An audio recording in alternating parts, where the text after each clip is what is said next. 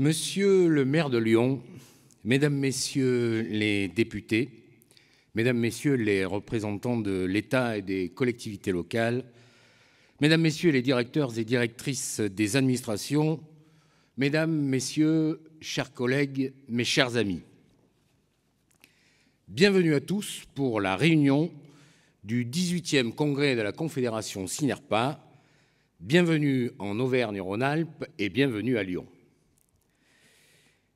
Il y a un an, alors même que je prenais la parole devant vous à Deauville, Emmanuel Macron venait tout juste d'être élu depuis quelques semaines à peine. Nous étions dans l'entre-deux tours des législatives et nous abordions ensemble, durant les débats qui animaient notre 17e congrès, l'avenir nouveau qui se dessinait au travers du programme du président de la République. Nous réfléchissions aux apports et aux conséquences des futures ordonnances travail. Nous faisions un bilan de la loi SV, nous évoquions les futurs CEPOM, nous parlions EPRD, Silver Economy, qualité éthique. Nous n'imaginions pas un instant, à ce moment-là, qu'un événement qui était en train de se jouer à Foucheran, petite commune paisible du Jura, allait impacter fortement notre profession pour les mois à venir. Une grève dans un EHPAD était en train de s'enliser. Cette seule grève, au sein de ce seul EHPAD, allait déclencher une vague médiatique nationale sans précédent, provoquant un EHPAD bashing durable dans la presse et sur les réseaux sociaux. Cette vague a été accompagnée d'une mobilisation relativement inédite des personnels pour dénoncer la réforme de la tarification initiée sous le précédent quinquennat et réclamer plus de moyens pour le secteur. Alors même si le mouvement a plus particulièrement impacté les établissements du secteur public et si notre secteur a relativement été épargné par ces différents mouvements sociaux, même si le nombre d'arrêts de travail réels est resté faible au regard du degré d'adhésion au mouvement engagé, force est de constater que cette mobilisation a trouvé un écho médiatique assez inédit. Il est vrai aussi que même si l'immense majorité des établissements ne pouvait qu'être satisfaits de la mise en place de la réforme tarifaire, une petite partie des EHPAD, essentiellement issus du secteur public, pouvait, il est vrai, perdre quelques moyens financiers dans l'application des règles de convergence. Et ce point est devenu un point de crispation majeur. Si l'on y rajoute le problème plus général de recrutement de personnel soignant dans nos établissements et plus globalement dans le monde de la santé, on aboutit à la situation qui a prévalu ces derniers mois et qui perdure encore aujourd'hui. Cet enchaînement d'événements dans la durée, conjugué à la caisse de résonance médiatique, a braqué les projecteurs sur le champ des EHPAD et a contraint les pouvoirs publics à réagir. Une mission flash, puis dans la foulée un rapport parlementaire, puis la nomination d'un médiateur accompagné là aussi de la remise d'un rapport, plutôt remarqué. Enfin, en point d'orgue, le 30 mai dernier, la remise au Premier ministre d'une feuille de route par Madame la ministre Agnès Buzyn, feuille de route dressant la vision gouvernementale du grand âge et de l'autonomie et détaillant les actions envisagées pour initier à court, moyen et long terme une transformation du modèle d'accompagnement de la perte d'autonomie et de financement de la dépendance. Durant ces mois et ces semaines, le SINERPA a été présent, reçu et écouté partout, pour faire valoir qu'au-delà des difficultés réelles, parfois mises en exergue par la presse, il existait aussi un monde bien différent de celui tant décrié par les médias. Un monde parfois difficile, certes, mais un monde où savent coexister bienveillance et professionnalisme, un monde où humanité n'est pas qu'un mot écrit sur une feuille de papier journal, un monde où l'attention portée à autrui est une réalité quotidienne, un monde où l'engagement des femmes et des hommes qui le composent se traduit chaque jour par une présence assidue aux côtés des personnes les plus faibles de notre société. Nous avons, je pense, été entendus et compris la plupart du temps par les pouvoirs publics. Mais quand la réalité concrète n'est pas celle perçue par l'opinion et par les médias, nous sommes hélas, malgré nos multiples et nombreuses prises de parole, aussi bien sur les ondes que dans la presse écrite, nous sommes pratiquement inaudibles. Face à l'émotion suscitée par certains titres accrocheurs, par certains sujets traités de façon volontairement anxiogène, que vaut le rôle déterminant de notre secteur dans le bond qualitatif des EHPAD de ces 15 dernières années? Que valent la recherche permanente d'amélioration de la qualité, de l'innovation, de l'engagement humain jour après jour, des directions, des équipes de terrain et de l'ensemble de nos personnels? Mais malgré tout, nous ne pouvons nier que ce qui est exprimé par le biais de ces mouvements sociaux est révélateur aussi d'une forme d'inadéquation entre ce qui nous est imposé par la réglementation et les pouvoirs publics et les attentes de nos résidents âgés, de leurs familles et parfois aussi de nos salariés. Le constat que nous pouvons faire aujourd'hui, c'est qu'au-delà de toute polémique, le niveau général de dépendance des résidents accueillis dans nos structures a grandi de manière beaucoup plus rapide que les moyens alloués en matière de crédits d'assurance maladie, qui, eux, sont restés quasiment stables. Incontestablement, la crise que nous traversons aujourd'hui trouve une grande partie de ses causes profondes dans ce décalage entre besoins et moyens. Et à l'aune de ce constat, une chose me paraît claire. Si les pouvoirs publics souhaitent avancer positivement, les réponses apportées aux professionnels et aux personnes âgées résidant en établissement ou accompagnés en domicile en 2018 ne peuvent plus être des réponses basées sur des règles et des données d'il y a 10 ou 15 ans.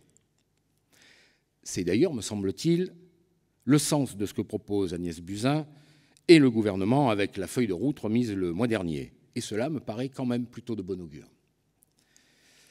Alors, de notre côté, au milieu de ce brouhaha, nous avions quand même relevé une petite info, passée relativement inaperçue. Depuis des années, le nombre de personnes de plus de 85 ans était communément estimé à 1,5 million de personnes.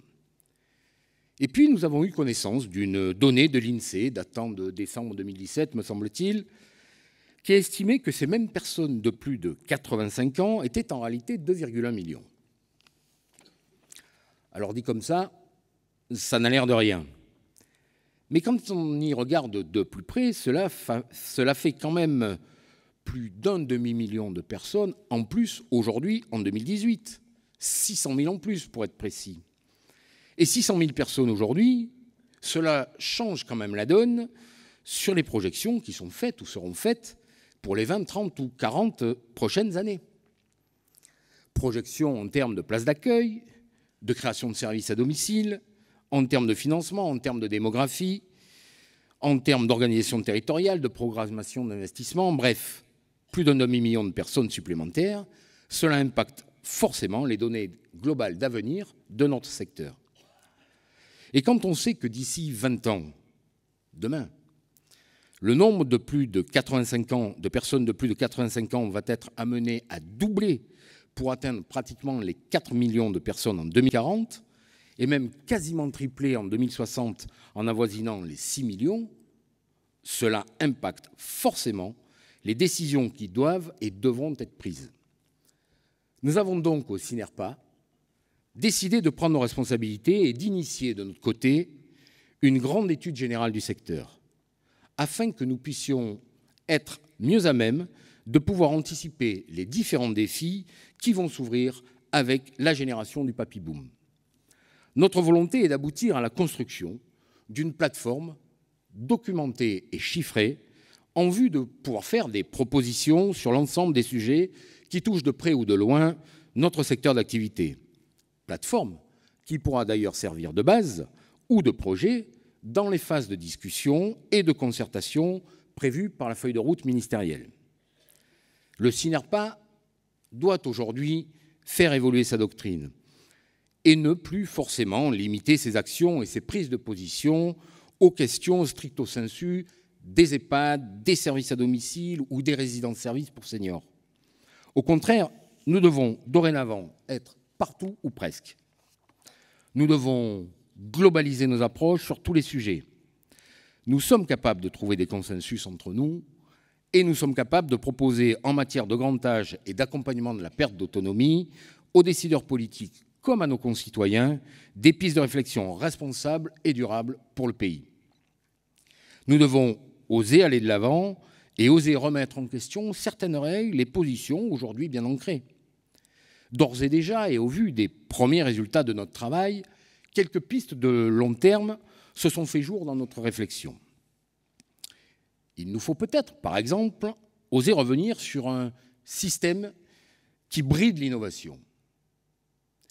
Je veux parler du système des appels à projets mis en place par la loi HPST, qui a eu, entre autres, comme conséquence de mettre tous ceux qui avaient des idées, tous ceux qui souhaitaient avancer, tous ceux qui souhaitaient exercer pleinement leur capacité d'innovation, de les mettre en position d'attente pure et simple. Attente pour, au final, répondre ou pas à des appels à projets voulus et pensés par d'autres. Il faudrait aujourd'hui redonner l'initiative aux promoteurs du projet, tout en laissant, bien entendu, à la puissance publique son entier pouvoir d'autorisation au sein d'une enveloppe limitative.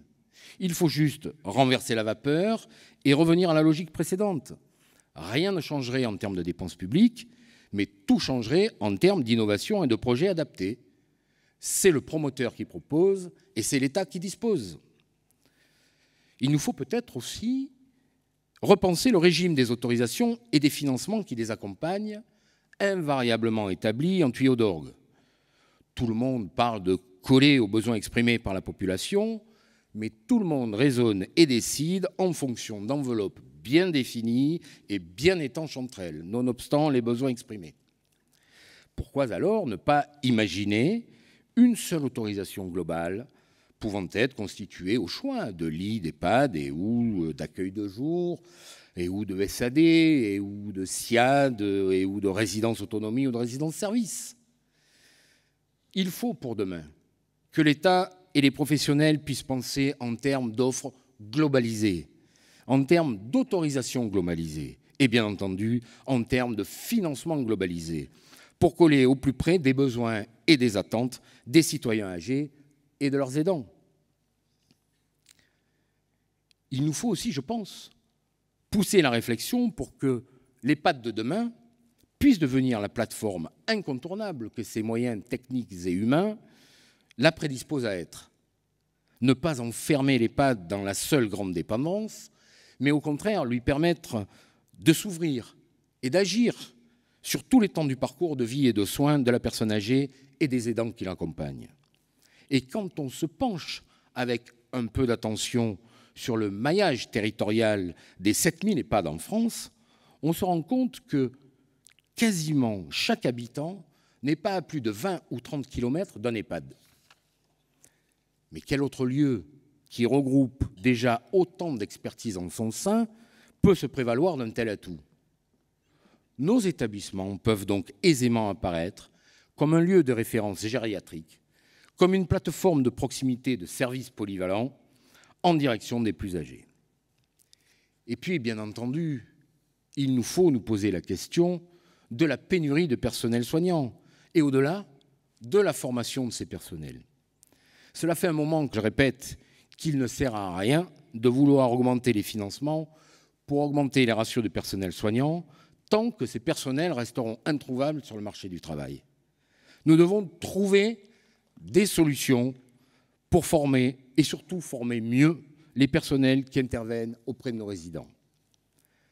Leur cursus doit à l'avenir intégrer plus de temps gériatrique, plus de temps de préparation à l'accompagnement des maladies neurodégénératives et plus de temps pour comprendre et intégrer la mise en œuvre des thérapies non médicamenteuses.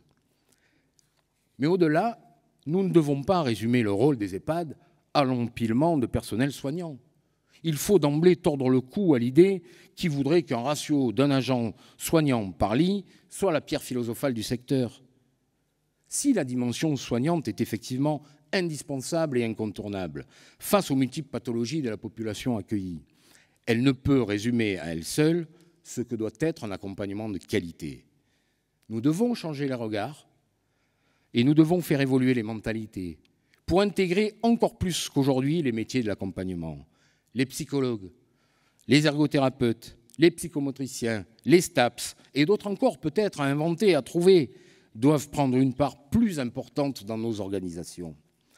Nous devons oser amplifier la dimension du care pour améliorer la qualité du cure.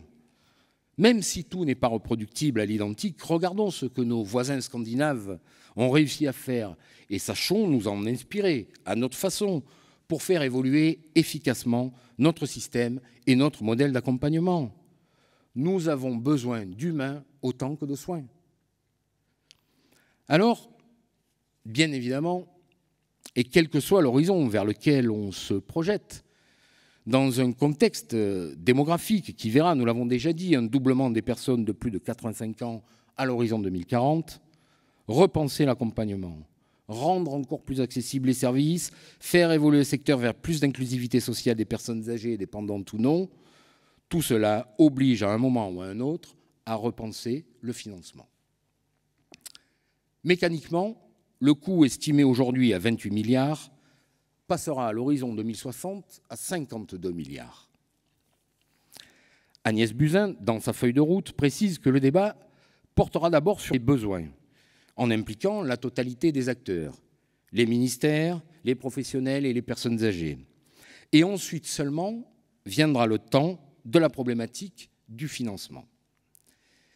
Cette question du financement de la dépendance n'était pas au programme de l'agenda politique du quinquennat. Mais il s'est invité par la voix même du président de la République, d'abord lors de son interview télévisée, lorsqu'il a abordé l'idée d'un éventuel cinquième risque, et puis une nouvelle fois, hier, lors du congrès de la mutualité, lorsqu'Emmanuel Macron a annoncé qu'une loi sur le financement de la dépendance serait votée avant la fin de l'année 2019, avec la volonté de construire un nouveau risque pour répondre, dit-il, à une nouvelle vulnérabilité sociale. Au fond, je dirais à cette heure, peu importe le système qui sera ou non retenu, peu importe le timing selon lequel l'État abordera ce sujet.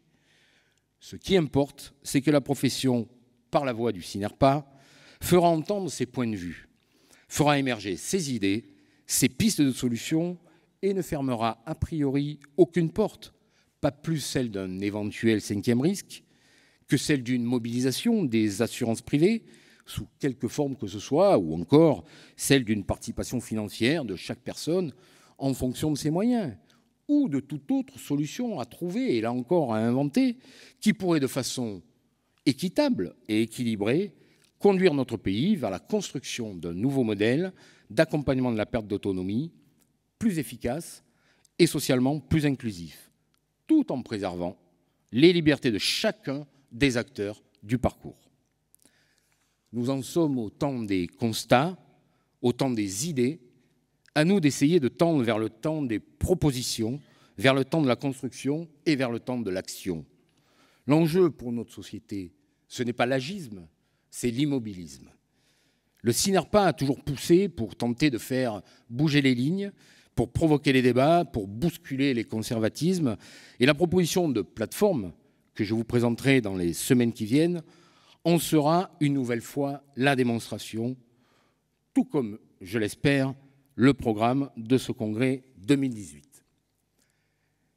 Je vous remercie donc de votre attention et je vais donc déclarer maintenant ce 18e congrès ouvert en vous souhaitant de belles journées d'études et un excellent séjour dans la ville de Lyon, avec une pensée toute particulière aux amateurs de foot qui vont, j'en suis persuadé, renoncer au moins jusqu'à demain avant de s'adonner à leur passion. Allez la France!